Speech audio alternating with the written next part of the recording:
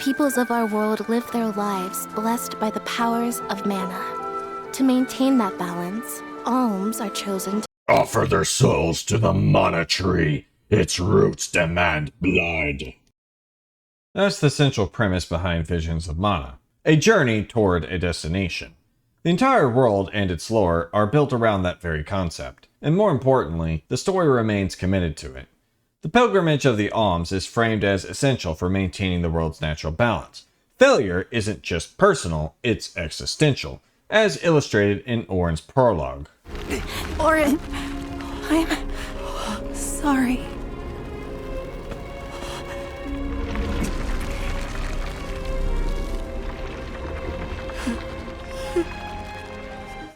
Naturally, with stakes this high, our soul guard Val is tasked with protecting the alms as they journey toward the mana tree. Beginning in the village of Tiania, Val sets out alongside his childhood friend, Hina, who has been chosen as the Alm of Fire by Salamando. Hina, by the grace of the goddess of mana, I name you the Alm of Fire. I accept.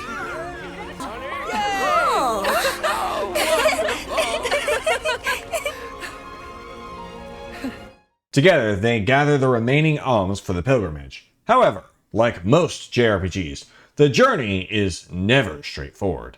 Nearly every village Val and his companions visits struggles with procuring an alm, a catastrophic problem he must resolve before the consequences become severe. Fortunately, Val is rarely unrewarded for his efforts. Not only does he recruit another alm, but he also acquires elemental vessels, items that serve a purpose far beyond solving environmental obstacles. These vessels unlock entirely new classes. Val's Rune Knight class grants access to saber magic for exploiting elemental weaknesses, while my personal favorite, Morley's Samurai class, provides Crystallize, a support ability that makes an ally invincible for 20 seconds.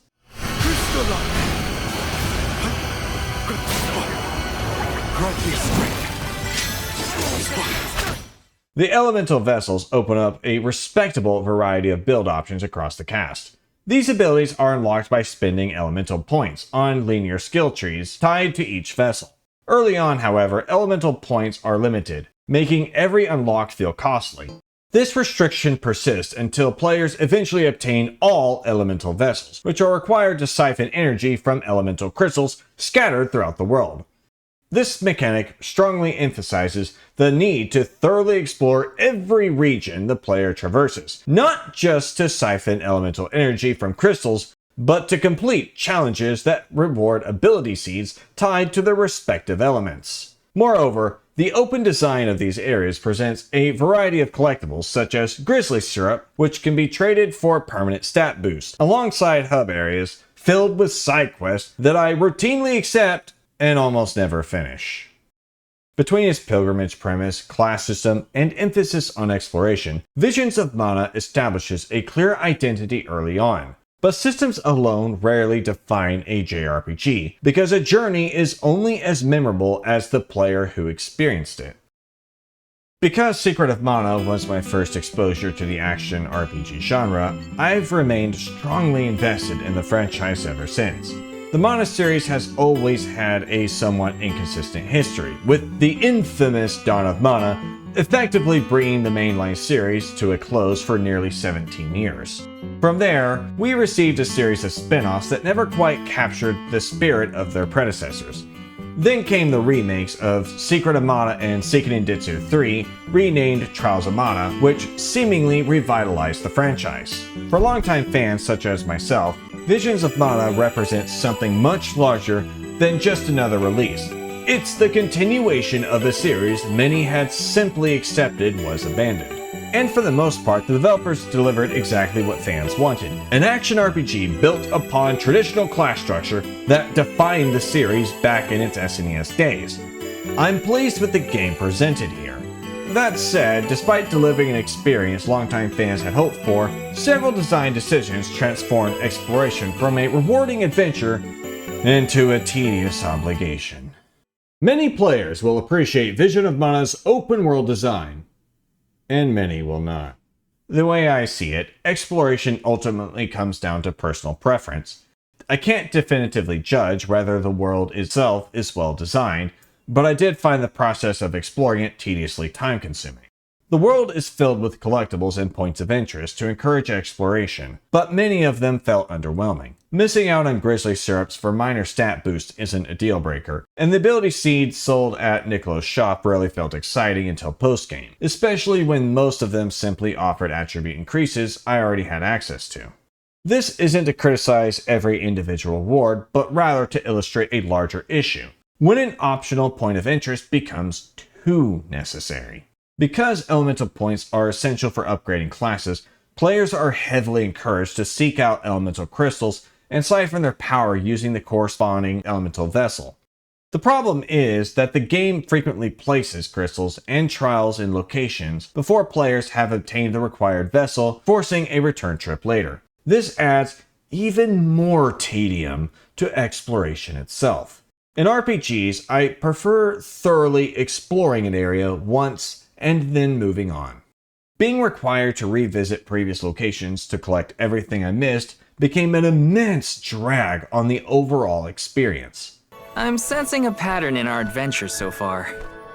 My second critique involves the game's restrictions on fast travel. For some reason, Visions of Mana limits movements between regions rather than allowing unrestricted traversal across the explored world, likely due to mechanics inherited from its classic predecessors.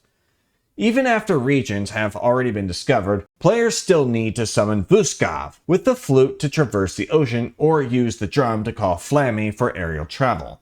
Perhaps this serves as a nostalgic callback, but with fast travel already implemented, these steps feel largely unnecessary and become another barrier to exploration. My third critique concerns performance. For the most part, the game ran fine, but there were several areas where I experienced severe lag spikes that forced me to lower settings. The game also suffers from other technical issues, two of which directly caused game overs. Characters occasionally refuse to use items despite having sufficient inventory available, and the spell Luminescence would activate on fallen party members without actually reviving them. This created an especially frustrating situation during the final battle.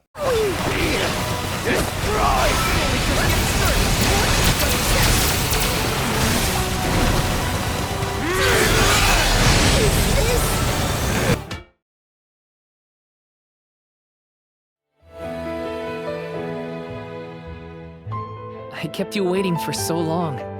Sorry about that. My final critique lies in the story's conclusion, which ultimately walks back its own premise. The pilgrimage of the Alms is built around sacrificing their souls to preserve the world's natural balance. Entire regions, cultures, and character arcs are constructed around this idea. Bring forth color!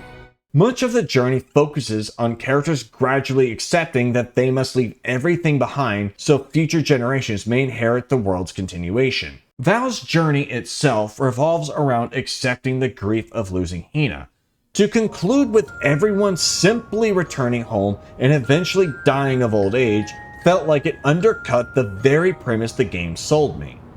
After reaching the mana tree halfway through the story, several reasonable arguments emerge as to why the alms sacrifices were no longer necessary, but I believe a compromise would have been more impactful if their sacrifices had instead become the final ones, allowing the conclusion to preserve the emotional weight the first half of the pilgrimage had spent building toward.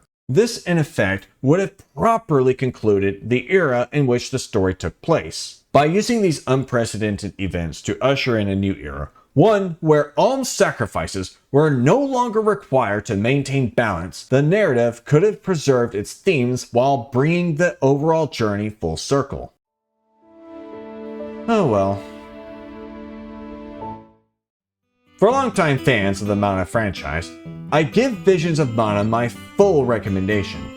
I'm genuinely happy the team behind it delivered an excellent continuation of the series that had remained dormant for nearly half my life.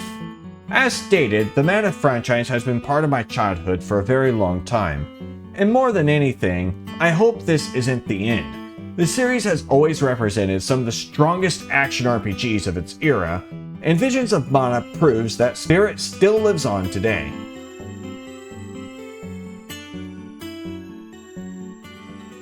Want more reviews? Click here or subscribe. Come, join my party.